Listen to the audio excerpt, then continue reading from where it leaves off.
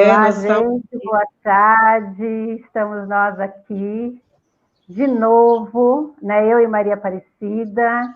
Seja muito bem-vinda, Maria Aparecida. Obrigada. Boa tarde a todos.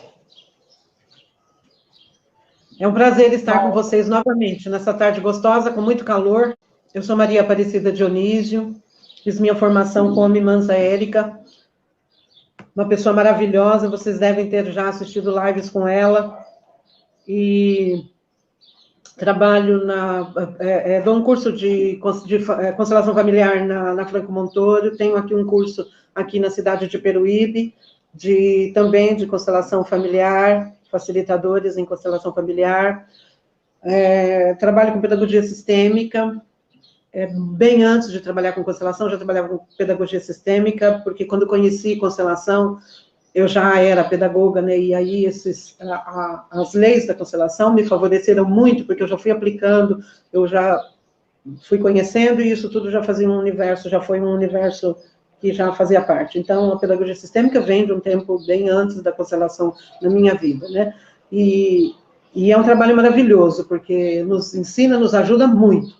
Então, nesse momento, eu fico muito feliz de participar desses processos todos, né, de lives e dessas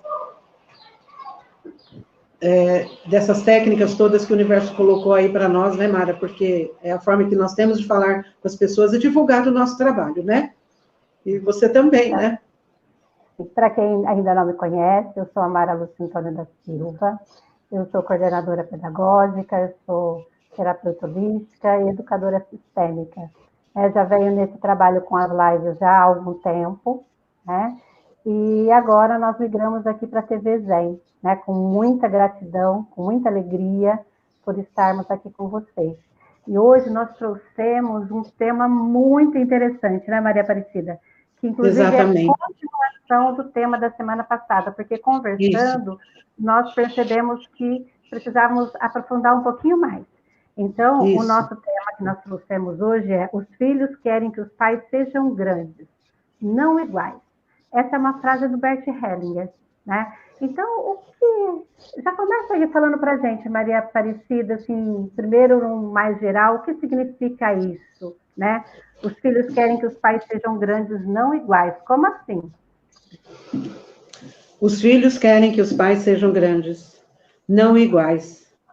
Nós tivemos uma época aí, acho que nós fizemos um breve comentário semana passada sobre quando a psicologia abriu um espaço novo, dizendo que os pais deveriam ser amigos dos filhos, né? Os pais deveriam se aproximar mais, a linguagem foi essa, e aí aquilo foi entendido de que os pais deveriam ser para os filhos alguma coisa que os pais não são. Olha só, veja bem, quando a gente diz os filhos querem que os pais sejam grandes e não iguais, primeiro por conta de um distanciamento que existe na questão da idade, né? Por mais que uma mãe ou um pai sejam jovens, existe um distanciamento por questões de idade. Se existe esse distanciamento de idade, existe também um distanciamento na forma como o filho vê a vida, né? Como os pais veem a vida e como os filhos veem a vida. Esse é o primeiro aspecto.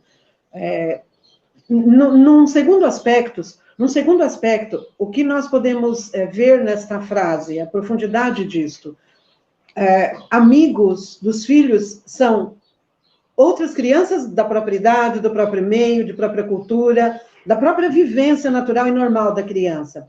Os pais têm a função de educar, de preparar o filho para o futuro, de criar o filho para a sociedade, de colocar cidadãos no mundo, de fazer com que os filhos tenham projetos de vida que sejam utilizados pelo universo, utilizados pela própria vida, né, a benefício próprio e a benefício dos outros, né, a benefício do outro.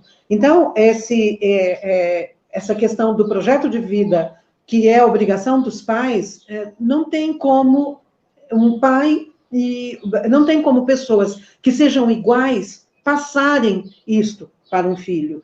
Então, quando se diz iguais, está se dizendo que tenham, hierarquicamente falando, mesmo tamanho, que tudo seja igual. E aí a gente já entraríamos, então, numa primeira lei, que seria a questão da hierarquia. Os pais são grandes e os filhos são pequenos. Então, no primeiro, não tem como ser igual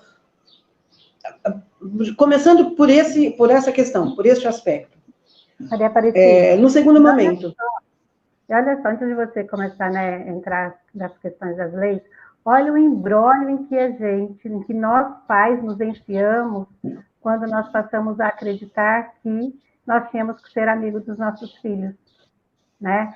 Então, nós suprimos algumas carências de amigo, porém, nós deixamos o lugar de pais vazio, porque enquanto nós somos pais, aliás, enquanto nós somos amigos, nós não podemos ser pais, né? Um lugar não combina com o outro de forma nenhuma, né? Até mesmo porque hierarquicamente o amigo está na mesma linha, né? Enquanto que o pai, né, está acima. Isso. Bem didática essa sua colocação, maravilhosa você nessa questão de ser didática, eu sou menos didática. Sim, um amigo implica em que ele seja igual, né? Então, em alguma forma, e o pai e a mãe não, eles têm a função de educar, e só isso já nos coloca, né? Eu sou mãe, nos coloca diferente, né? Com relação à hierarquia, com relação aos filhos. Outra questão é a questão dos pais serem grandes, a gente já falou, os filhos serem pequenos, e no dar e no receber. O que os pais têm para dar para os filhos é diferente do que o amigo tem para dar para o outro amigo. É muito diferente isto. Então, não combina. E isto criou muito desequilíbrio e muitos equívocos, socialmente falando, né? E aí nós vemos esse resultado, nós que estamos na escola, né, percebemos isso nos dias de hoje em salas de aula. Sentimos isso muito intensamente, né, Maria Aparecida? Temos vivido isso muito intensamente. A gente percebe que, de acordo com as leis, de acordo com com as ordens, né, do amor, porque essa ordem, essa hierarquia, ela refere às ordens do amor, às ordens dos relacionamentos humanos, né? E quando se trata de relacionamentos de pais e filhos, algumas questões têm que ser observadas, né? Algumas ordens precisam ser observadas. E aí os pais, a gente repete sempre, porque é importante repetir. Até porque, quando nós estamos nessa situação, nós não percebemos. Então, a repetição, às vezes, nos ajuda a cair fichas, né? Às vezes, nós estamos conversando com colegas e alguém diz, nossa, caiu uma ficha enorme. E, na verdade, você já ouviu aquilo muitas vezes, mas ainda não estava o momento, você não conseguia ver. Quando a ficha cai, aí então você coloca, né? Então, assim, a primeira ordem delas é o equilíbrio entre o dar e o receber. Os filhos dão, os pais dão, os filhos tomam. Os pais dão a vida. E isto é muito grande. Os filhos devem tomar esta vida. Os filhos devem receber essa vida. E quando não o fazem da forma que deve ser feito, isso também causa um desequilíbrio. Esse tomar, né, Maria Aparecida, só assim, aprofundando um pouquinho mais, é aceitar a vida como ela nos chegou, né? Sem ficar julgando os nossos pais, sem ficar naquela reclamação, naquele julgamento sem fim, porque meu pai devia ter feito assim, porque minha mãe devia ter feito assado, porque os dois deveriam ter feito cozido. Quando a gente entra nessa energia da reclamação, é um sinal que nós não estamos tomando os nossos pais, não é? Sinal de que nós não tomamos a vida como ela devia haver. Nós não temos um dos desequilíbrios dessa lei é essa questão de o filho não aceitar a vida como ela veio. Ora, os pais dão essa vida da forma que for, ele já recebeu a possibilidade de estar vivo. Ele já recebeu essa vida, ele já está vivo. E isto é muito. Aí, quando, então, ele se arroga melhor, dizendo que aquilo não foi suficiente, que os pais devem dar mais, os pais se afastam, os pais se fecham para esse filho. Esse filho passa, então, a ser, agora usando uma palavra que pode ser muito forte, mas ela é muito real, e nós percebemos isso na dinâmica que envolve pais e filhos, que o filho passa a mendicar a vida. O que é isto? Ele não avança financeiramente, ele não avança nas questões afetivas, ele vai dar sempre um passo para frente e 2 passos para trás. A vida dele pode até se encaminhar num determinado momento, mas num certo momento ela trava, ela para e volta atrás, e ele tem que retomar de novo esse fluxo. porque é um fluxo, né? Quando nós recebemos a vida e aceitamos como ela veio, como esses pais nos deram, né? É um fluxo. Quando nós aceitamos, isso vem para nós com toda a força. Os pais se alegram quando os filhos dizem, né? Obrigado pela vida, né? Eu tenho a vida porque você me deu. E olha que isso aproxima os pais dos filhos. E o contrário separa. E olha que interessante, né? Quando a gente fala que quem deu a vida deu tudo, né? Quando a gente para pensar nas situações em que pais e mães não puderam cuidar dessa criança, a gente observa que alguém cuidou dessa criança no lugar desse pai e dessa mãe, né? Então, quando eu aceito a minha vida exatamente do jeito que ela veio, né? Eu tomo essa vida exatamente do jeito que ela veio, aceito tudo como é, a minha vida fica mais leve, eu consigo resolver as minhas coisas, né? Por quê? Então tá, meu pai e minha mãe, não importa o motivo, não importa, eles não puderam cuidar de mim. Mas se eu estou viva, é porque alguém fez. E fez muito bem, porque eu estou viva, eu estou com condições de trabalhar, estou em condições de estudar. É esse ponto de vista que nós precisamos passar a olhar para ele com mais gratidão, né, Maria Priscila? Exatamente. Vamos imaginar que essa vida seja um rio, um fluxo natural da água de um rio. Vamos imaginar que essa vida que vem lá de trás seja esse rio natural, esse fluxo. E nós, como pais, passamos esse fluxo natural para nosso filho, né? E esse filho, então, nega isso da forma que veio, nega essa água, esse fluxo da forma como ela veio, começa a questionar isto. Ele interrompe esse ciclo, esse fluxo, ele interrompe isso na própria vida. E quando ele interrompe isso, nós não sabemos os prejuízos que vão causar para ele, esse fluxo. Porque é preciso que esse fluxo corra naturalmente, é o fluxo da vida. Por isso, quando você diz, do jeito que foi, né, por mais difícil que tenha sido, esses pais tenham que ter, esses pais doaram, esse filho não ficou com ele, mas a vida promoveu, a vida trouxe, colocou alguém no caminho dele para que ele fosse cuidado. Porque no primeiro momento a criança precisa, né? Nós somos um animal que precisa de cuidados nos primeiros momentos, né, de vida nosso. Então nós precisamos de um outro ser humano para cuidar de nós. A vida providenciou, eu consegui crescer, eu consegui ficar vivo. Isto é muito. E quando eu olho para isto, sem esse julgamento que filhos, na maioria das vezes, fazem, eu posso crescer. Eu posso crescer diante da vida. Porque, na verdade, diante dos pais, os filhos que aceitam essa vida são pequenos, mas são grandes para a vida. Aí eu inverto essa questão. Eu me torno grande para meus pais. Isso. Me torno grande para meus pais e pequeno diante da vida. Pode completar, por favor. Eu tenho observado, Maria Aparecida, que as pessoas que têm um destino difícil nessa questão com os pais, quando eles aceitam esse destino, sem ficar nessa reclamação, nessa mendicância, como você disse, eles se tornam pessoas mais fortes, eles se tornam, parece que eles tomam a força e eles passam a ter, né, uma vitalidade com a vida que uma outra pessoa que teve um destino um pouco mais fácil não tem essa mesma energia. Exatamente. Quando os filhos tomam o que os pais dão, sem reclamar, acontece exatamente o que você está falando. Eles dão um passo além para a vida. Eles dão um passo adiante. Quando, ao contrário, eles tomam essa vida e passam a reclamar, passam a questionar, eles interrompem o fluxo e a vida para. É aquilo que a gente diz. Você dá um passo para frente e 2 passos para trás.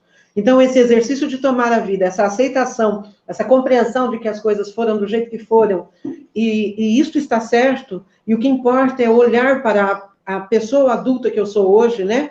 E dizer um sim para o que foi, como foi. O que importa é isso. Quando eu faço esse movimento, quando eu me dirijo à vida dessa forma, eu cresço, eu me desenvolvo.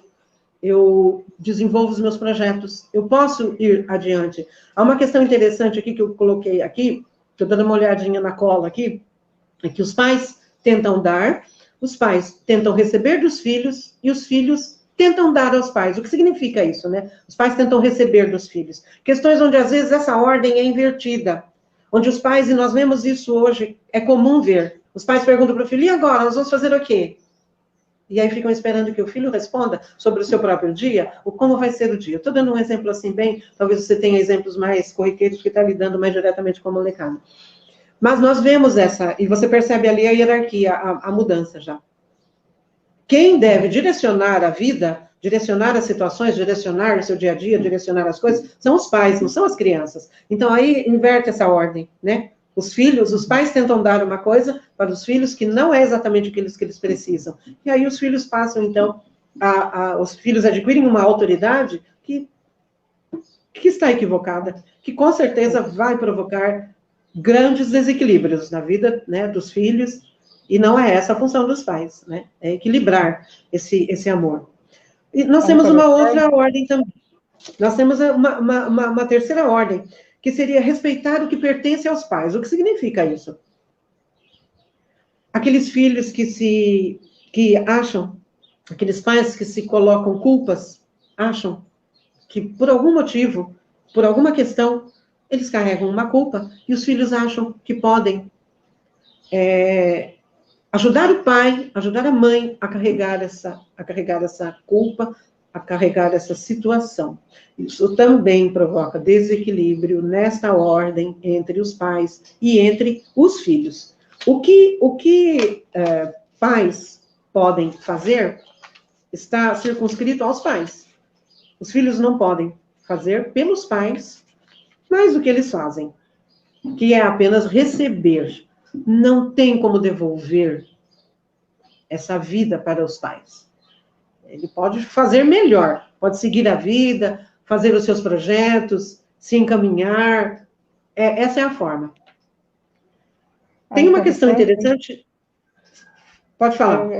Só dando um exemplo, como você tinha falado um pouquinho mais ali atrás, Maria Aparecida, que assim, eu percebo muito porque eu moro com uma senhora de 89 anos, e os meus pais também, a minha mãe já vai fazer 70, meu pai já tem 76, né? Então, eu convivo rotineiramente com 3 pessoas idosas.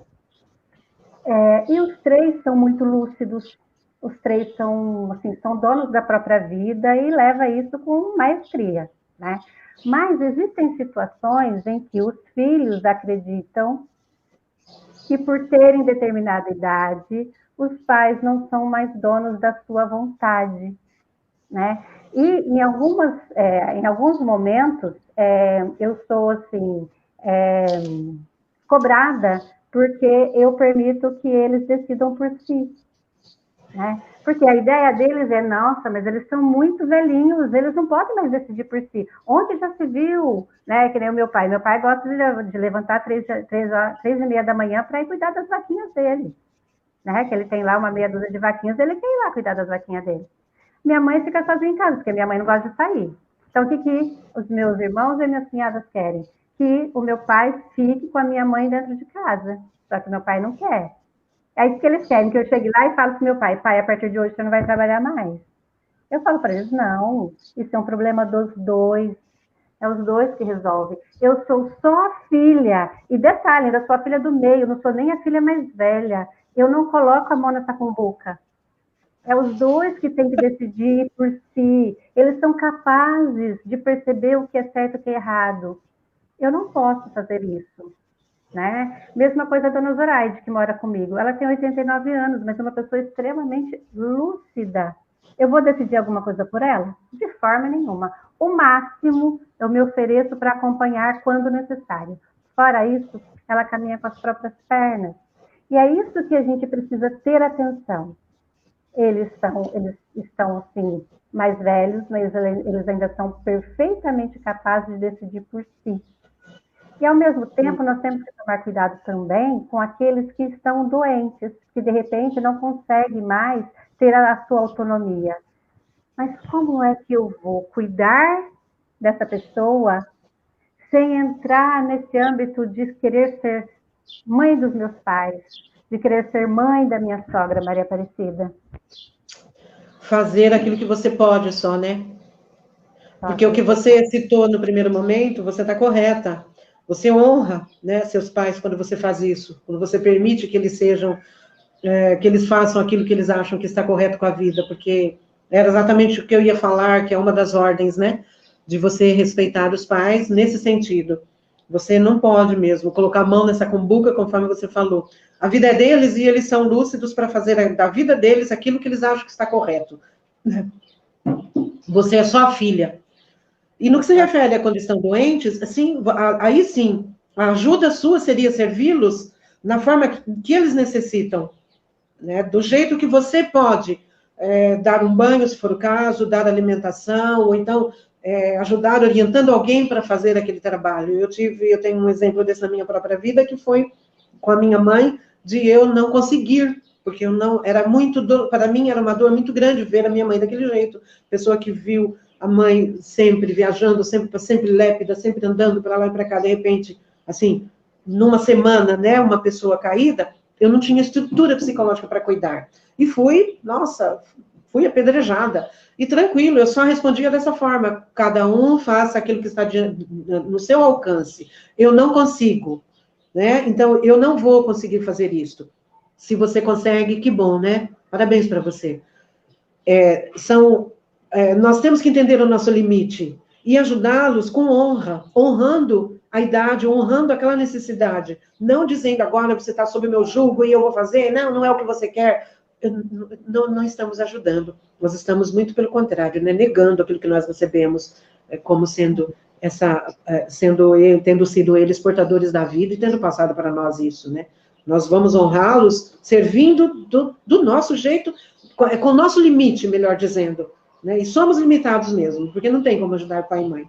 Eu me lembro bem dessa situação com a minha mãe, e eu olhava para ela e via a dor que ela estava sentindo, eu dizia, eu não conseguiria sentir isso.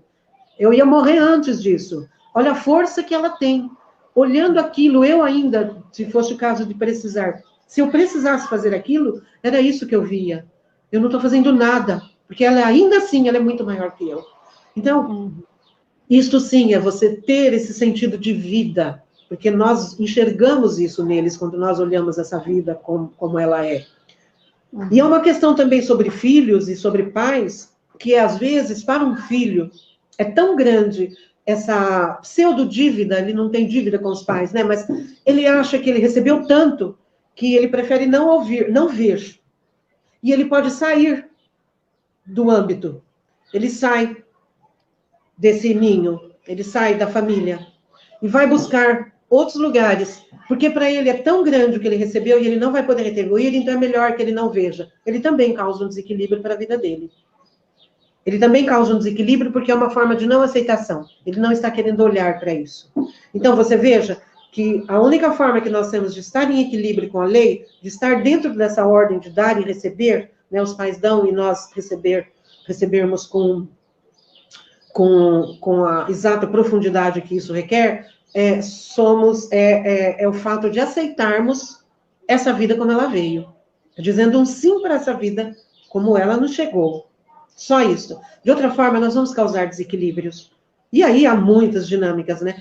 As dinâmicas também nessa ordem, onde os pais, nós falamos um pouquinho agora no começo sobre pais que dão ao filho o direito de decidir pelo o que vai ser agora, né? O que nós vamos fazer agora, ou aqueles pais que exigem muito dos filhos, né? Que querem que os filhos deem.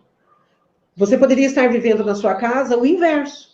De os seus pais estarem querendo tomar de você coisas que você não tem. Não é obrigação, mas como filho, você não teria que dar. Isso também acontece, isso também provoca um desequilíbrio na vida do filho. E na dinâmica, né, do relacionamento entre os dois. Causa adoecimento, né, Maria Aparecida? Causa adoecimento. Psicologicamente, exatamente. Né? É muito pesado para o filho ter essa cobrança dos pais, né, daquilo que ele não tem condições de dar. Isso. Eu tive uma cliente que chegou com a questão. Ela trouxe a questão era o casamento presente, né, a relação presente, e quando eu perguntei para ela como era o relacionamento dos seus pais, como é você com seus pais, né, e ela disse, nossa, meu relacionamento com eles é maravilhoso. Eles estão sempre, eles me ligam para eu levar ao mercado, eles me ligam para ir ao médico, se ela vai no portão, ela me liga, e eu estou sempre presente. Eu deixo de trabalhar, eu deixo de cuidar da minha família, eu cuido dos meus pais. Se um dia você não pode, como faz? Ah, não, mas eu dou um jeito, eu vou. Então, qual era o desequilíbrio? Ela deixa a própria vida e vai cuidar dos pais. Porque senão ela sente culpa. Né? No fundo, o pano de fundo era esse. Ela se sentia culpada. Por questões da própria infância, né? E não vamos entrar nesse mérito. Mas entende isso? Então, para minimizar uma relação de codependência, seria isso, não é, Maria Aparecida?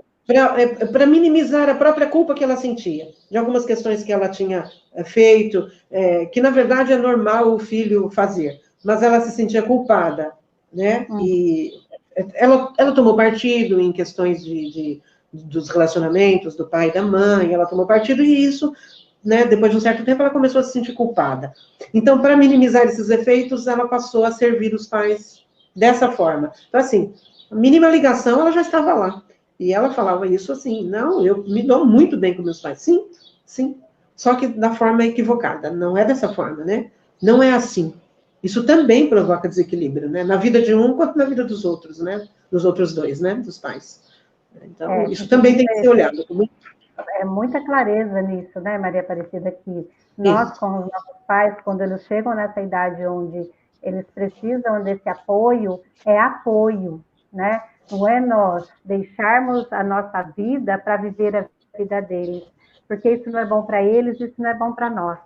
Eu conheço uma pessoa, que essa pessoa ela é jovem, eu acredito que ele deva, se ele tiver a minha idade, é muita coisa. E a mãe dele ficou viúva, né? Se precisar trocar o gás, ele larga tudo no serviço dele e vai lá para trocar o gás para ela. Né? Então, você vê assim, ó, que é uma relação muito complicada, muito complexa, né? que já está muito além dessa relação de mãe e filho. É uma dependência emocional aí doentia. Né? E aí não tem como haver relacionamentos homem e mulher aí, porque esse lugar está totalmente tomado ali pela mãe. Exatamente. Então, os relacionamentos, os dois, né? Ele com a mãe e ele com a esposa, os dois podem entrar em desequilíbrio, né? Porque não tem não está em ordem, né? Hierarquicamente falando, ele tem uma desordem, né? Na questão da relação mãe e filho. E os pais, às vezes, não percebem, né? O filho é que precisa tomar uma atitude, às vezes, e se desvencilhar disso, né? Às vezes é preciso que o filho diga não, tome a vida como ela veio, né? Agradeça isto e vá fazer do seu jeito. Porque a gente repete, quando os filhos dizem, eu agradeço o que você me deu e agora eu vou para a minha vida, os pais ficam felizes, né? Mas tem filhos que não tomam e ficam pedindo, ou tomam e não aguentam, isso é muito forte. Se eu não aguento, o que eu faço? Eu não tomo, em essência. Eu saio, porque eu não posso ver isso, é muito para mim. Então, eu também transgrido a lei da ordem no universo.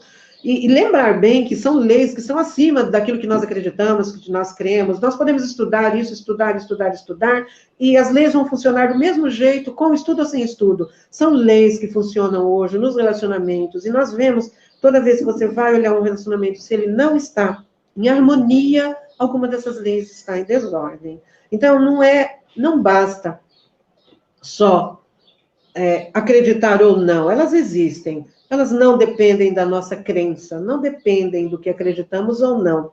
Elas dependem, sim, desse sim que nós temos que dizer para a vida, na verdade, né? Dizer um sim para tudo como foi.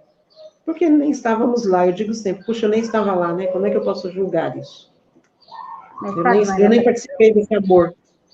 Esse sim, considerando a educação que nós tivemos, ele é muito difícil. Difícil em que sentido? Nós aprendemos, nós somos educados para olhar para situações julgando. E aprendendo que esse olhar julgador, na realidade, era um desejo de ajuda. Então, hoje, quando eu ouço falar desse sim, né, de tomar a vida como ela veio, de falar um grande sim para tudo isso, e eu olho para a educação que eu tive com respeito, porque eu sei que os meus pais me deram o melhor que eles tinham, né? Eles deram o melhor de si para os seus filhos. Mas quando eu olho para tudo isso, como foi, e vejo esse sim, eu falo assim, isso é muito grande, isso é muito complexo, e aí a gente tem que quebrar paradigmas da educação que nós tivemos para conseguir realmente tomar essa vida como ela veio. E interessante isso que você está falando, porque aí, saindo desse âmbito que você se coloca, coloque isso na educação. Coloque cada professor não conseguindo se olhar nesse ângulo que você se olha, como coordenadora. O professor também precisa se olhar dessa forma. Quando você olha isso com essa grandeza, você traz para o seu campo o pertencimento, né? Você também pertence. Do jeito que foi. Eu faço parte, eu também pertenço. Então, você se sente bem, você faz um bom trabalho, você leva seus projetos avante, você conclui. À medida que um professor nega tudo isso, nega essa vida, ele vai ter o mesmo processo de dificuldade com seus alunos. Porque ele vai trazer isso para a esfera dele. E isso vai provocar grandes desequilíbrios. Isso provoca um desgaste enorme, isso provoca uma perda de energia enorme. E isso provoca todo esse cenário que nós estamos vendo e vivendo hoje. Então, não é um cenário fácil de ser trabalhado. É um trabalho de formiguinha, mas é um trabalho possível de ser feito.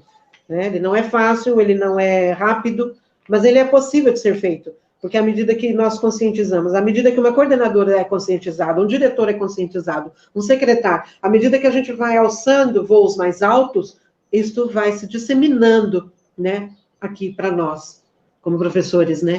E aí eu vou podendo abraçar a causa. Se eu me cuido, se eu me sinto bem, ela vai, vamos dizer assim, ela vai contaminando o ambiente ali, onde tem aquela pessoa com olhar sistêmico, essa postura vai contaminando de uma forma positiva todas as pessoas ali no entorno, né, Maria Aparecida? Exatamente. Por isso o trabalho de formiguinha. Exatamente, por isso é um trabalho de formiguinha. E por isso a ideia é que nós nos transformemos primeiro, que nós trabalhemos os nossos próprios processos, para que eu possa me sentir inteira quando o meu aluno chega até mim buscando alguma coisa, para que eu tenha algo para ofertar para ele, né? Não basta só ofertar para ele um conteúdo. Aí eu não vou precisar ser a mãe, a tia, a avó. Eu serei somente uma pessoa que está ali no momento que ele precisa, como a pessoa que tem autoridade para tal, então, como professora, no caso. Eu sou apenas essa pessoa que está aqui com você nesse momento. E nesse momento eu tenho algo para te ofertar. Eu estou aqui inteira. O que você precisar falar, eu vou ouvir. Mas eu não vou levar aquilo para mim, porque eu vou respeitar a história dele. E com o máximo respeito, exatamente aquilo que você falou sobre o cuidado com os pais. Cuidar dos pais com respeito, sabendo que eles são grandes. Se ele quer levantar às 5 horas da manhã para cuidar das vaquinhas, ele é capaz de fazer isso. Ele fez isso a vida toda. Por que agora? Por que achar que ele agora é inútil? Né? As pessoas entendem idoso como sendo alguém inútil, alguém incapaz. Não é dessa forma, não é assim. Nós sabemos que não é assim. Então, respeitar isso. Respeitar o lugar de cada um. Respeitar o lugar de cada um. Eu não sei se essa fala ela é pertinente para a escola, mas como você entrou nesse âmbito, quando a gente fala que precisamos respeitar o que pertence aos pais e permitir que eles façam somente o que podem e devem fazer. Como a gente pode fazer isso para dentro da escola, Maria Aparecida? Pois é. Essa questão ela é forte porque qual é a primeira coisa que o professor faz quando o aluno chega com algum problema, com algum tipo de problema, trazendo da dinâmica, né, familiar? A gente julga os pais. Se for uma questão, vamos colocar assim, hipoteticamente, o aluno fala alguma coisa sobre minha mãe não teve tempo de preparar meu lanche, minha mãe trabalha, minha mãe não teve tempo de preparar, minha mãe não teve tempo de me ajudar com a lição. O primeiro julgamento do professor. ou é por isso, ou por aquilo outro. Ela não vai parar de olhar e perceber como está a criança diante daquilo, como é a fala dela diante daquilo, o que ela pode intervir para ajudar a criança naquele sentido. Mas ela vai julgar os pais. Ah, mas você é assim mesmo, né? Os pais não podem perder 5 minutos com os filhos. Os pais de hoje não perdem 5 minutos com os filhos. Isso é um julgamento. E às vezes não é nada disso. Né? Eu me lembro que eu tive fases muito difíceis e que às vezes eu não via meu filho chegar da escola, não tinha como ajudá-lo a fazer as lições, porque eu estava ocupada em ganhar o dia, né? Ganhar o sustento, né? Porque nos separamos, foi uma fase difícil. E aí, se ele não levasse a lição no outro dia, qual seria o julgamento, né? Puxa, sua mãe não teve tempo de ajudar você com a lição? Sua mãe trabalha por aqui? Sua mãe é professora? Pois é. Então, e aí, esse é o julgamento. A criança sofre com isso, porque ela percebe. O professor não precisa falar nada. A criança percebe o campo dele.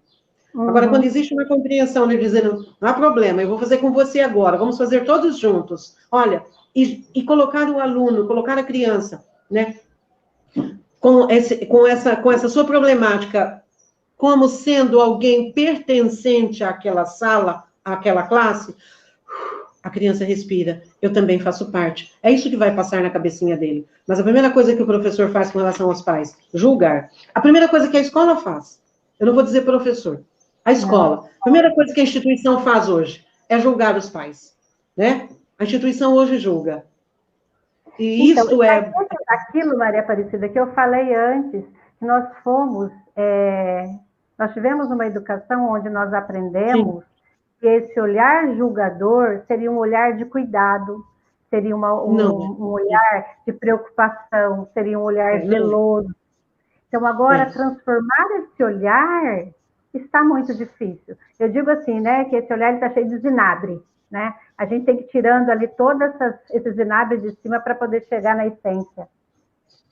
Tudo isso que você está dizendo e apenas complementando. Esse olhar também tem a seguinte questão embutida. Eu sei fazer, você não sabe. Você fez errado. Eu vou te ensinar a fazer certo agora. Né? Então, tem uma arrogância muito grande. Tem uma arrogância muito grande por trás desta questão. Então, às vezes, é preciso olhar que aquela ajuda, ela não está vindo por um sentimento nobre. Ela está vindo por uma arrogância que existe atrás de toda essa situação. Então, eu vou fazer... É aquela história, eu ajudei todo mundo, daqui para frente eu não vou ajudar mais, porque todo mundo que eu ajudo me trai. Então, você não ajudou. Você apenas quis se vangloriar de uma atitude. Porque aquele que ajuda, ele ajuda sempre, o tempo todo, não espera agradecimento, ele não se importa. Então, entende o que existe atrás? Às vezes, as nossas atitudes estão apenas escondendo uma atitude mesquinha, né, minha. Só isso. Uma arrogância muito grande. De dizer, eu vou fazer porque eu sei fazer, você não saberia fazer mesmo, então eu vou fazer para você. Né? Então, do meu... dizer. Olha que complexo. Né, Maria Aparecida? Porque exatamente. Nós já temos isso embutido dentro de nós, profissionais da educação, né? Não importa o cargo, profissionais da educação. O intelecto é forte. De nós que a família hoje não dá conta de seus filhos. A família hoje não dá conta das coisas que acontecem dentro da casa dela. E que nós, seres todos especiais da educação, estamos lá para salvar a todos. Só que nós também descobrimos que a gente não salva ninguém. Não. Né? E acontece o que está... Nós mesmos nós estamos conseguindo salvar. E aí vemos o quadro que nós estamos vendo, né? Eu digo que nós estamos vivenciando a falência, né, da educação. Mas é importante essa falência, porque é preciso que algo novo chegue, né? Esse algo novo começa com essa visão sistêmica já, porque é o olhar do professor para ele mesmo primeiro, porque não adianta. Se você levar para a sua escola a visão sistêmica sem passar pelos professores, você não vai conseguir chegar na criança, né? É claro, você tem muitas formas de você trabalhar, né? Eu não estou dizendo isso como sendo uma regra. Há muitas formas de trabalhar, mas se você não for com este olhar, você não consegue fazer um trabalho efetivo, né? Um trabalho que tenha produtividade. Por quê? O professor precisa... É porque essas famílias que estão sentadas na cadeirinha da escola hoje, eu já fui, eu já tive, né? Eu já estive nesse banco. Então, eu também venho de uma família estruturada. Eu apenas consegui me organizar na vida e sobrevivi, né? Mas eu também, quando a criança conta uma história, eu me reporto à minha própria história, né? Então, eu também já fui essa criança que teve esse processo difícil para vivenciar. Então, o professor precisa olhar para ele, porque aí ele vai enxergar melhor. Ele vai dar um passo além na educação, né? É o que eu observo hoje, Maria Aparecida, a maioria dos professores, eles têm essa angústia de fazer melhor, né? De fazer com mais qualidade, de fazer com mais... fazer melhor do que aquilo que acontece hoje. Eles querem fazer algo diferente, mas, ao mesmo tempo, são tantas dores, né? Nesse lugar onde eles ocupam, são muitas dores. E aí fica aquela coisa assim, tá, eu vou mudar, e eu vou fazer o quê? Eu começo da onde? E aí, toda vez que a gente chega com alguma ideia nova, o medo, ele é muito grande, né? O medo toma conta, e aí é aquele medo que paralisa. Então, assim, ó, não vem com essa história, mais uma coisa para eu pensar, fica você aí com essas suas ideias malucas e me deixa quieta no meu canto, porque aqui eu estou dando conta daquilo que é da minha responsabilidade, né? Então, passinhos de formiguinha, né? Passinhos bem devagarinho, para a gente ver se vai conseguindo não só conquistar, mas mostrar que existe um caminho mais leve, existe um caminho mais saudável, né? E que o trabalho vai ser infinitamente menor do que esse que é feito dentro da sala de aula hoje, né? Maria Aparecida, deixa eu só falar um oizinho aqui para a Cleide, para a Marileuza e para a Leia, minha cunhada. Beijo, Leia, beijo. A Marilúcia também está aqui, a Marileuza e a Cleide. Beijo para vocês, meninas. Um beijo para elas. E obrigada, né, por estarem conosco. Gratidão pela participação. Exatamente. Fora do autoconhecimento, não temos saída. Fora desse acolhimento à nossa própria história, não temos saída. Então, fora desse olhar, né? Sócrates nos convidou a fazer isso há muito tempo atrás, e a gente convida de novo.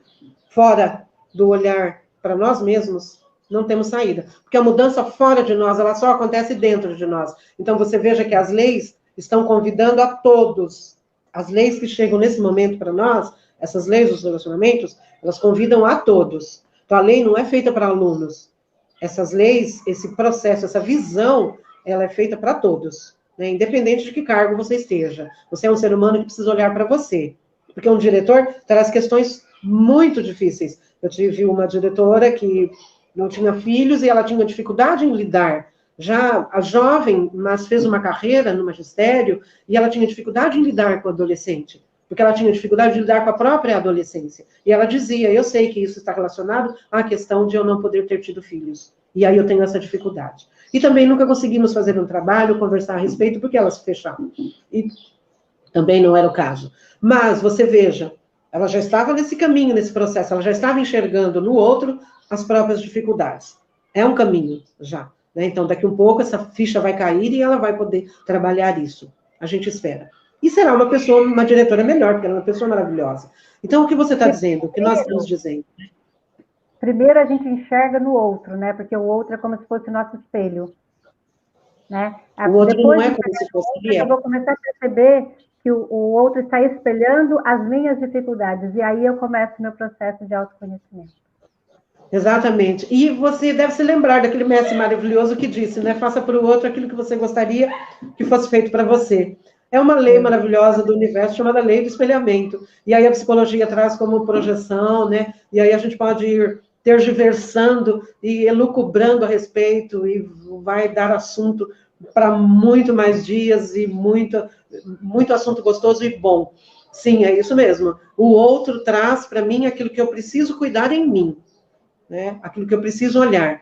E nós temos que começar de algum lugar. Então, começamos na nossa casa, nosso âmbito de trabalho, né? Na sociedade, no convívio com amigos, as coisas vão se estendendo, né? Vai se avolumando e vai acontecendo aí um movimento cada vez maior. É exatamente isso que você falou.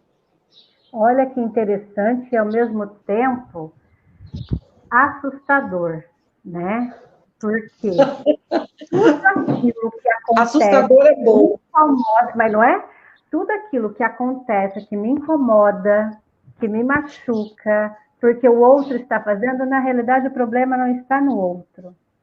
O problema está em mim, porque o outro só me atinge porque aquilo está em mim. Porque se não estivesse, aquilo para mim não faria a menor diferença. Né? Eu viraria para outro e falava assim, nossa, é verdade, poxa vida. Né? Então tá bom, exatamente. E seguiria a vida. Se isso me atinge de alguma forma, é porque me pertence. Então, eu preciso olhar para... Exatamente. Por isso que os pais devem ficar com aquilo que é dos pais, os filhos ficarem com aquilo que é dos filhos, professores ficarem com aquilo que lhes cabe, o coordenador ficar com aquilo que lhe cabe, né? Cada um no seu lugar tem força. E aí todos nós podemos nos ajudar mutuamente. Porque do nosso lugar nós temos força. Fora dele, nós vamos incorrer, nós vamos perder força, perder energia e não vamos conseguir sair do lugar. A gente vai patinar. Né? E a tropeçar nos próprios pés quando a gente sai do nosso lugar, né, Maria Aparecida? Exatamente, tropeça no próprio pé. É verdade. Aqui, eu tinha anotado aqui para a gente falar um pouquinho a respeito da culpa, Maria Aparecida. Nós ainda temos alguns minutinhos aqui, olha. Então, olha, a culpa dos pais é dos pais e alguns filhos tentam carregar. Isso provoca um desequilíbrio, né? Eu acho que você chegou até a comentar né, fazer um leve comentário no início. Mas como funciona realmente isso? Como assim? Quer dizer, a culpa dos pais é dos pais, e aí os filhos tentam carregar, e aí dá o famoso ruim, né? Dá o famoso ruim. Porque, veja bem, quando os filhos tentam, a gente volta de novo àquela questão do grande e do pequeno, né? Que os pais são grandes porque dão a vida, os filhos são pequenos. E se por algum motivo os pais carregam alguma culpa, por alguma situação que eles já trouxeram, né? Lembra? Veja, eles já receberam essa vida do jeito que foi. E por algum motivo carregam algum tipo de culpa. Esse filho, se está no lugar dele, isto vai continuar com os pais. Ele não vai se arrogar como alguém que pode ajudar. Porque quando eu me arrogo como alguém que posso ajudar aquele que é grande, o que eu faço com essa questão da hierarquia? Né? O que eu vou fazer? Eu posso ajudar você, então eu vou para o lugar dos pais. Eu cresço no meu lugar. Eu me torno grande. Eu ainda vou no lugar do pai dos meus pais, não é? Porque eu quero ajudar o meu pai? Exatamente. Eu vou para o lugar dos meus pais e eu me torno grande. Então, é uma arrogância também. E aí eu desequilibro essa ordem. Eu desequilibro o meu processo. Eu desequilibro o fluxo da minha vida. Porque eu quero carregar, eu carrego por você. Os filhos fazem isso por amor. Vamos lembrar sempre que são leis de amor, né? Os filhos trazem, às vezes, desequilíbrios por amor. Trazem, não. Eles o fazem por amor. Eles fazem isso por amor.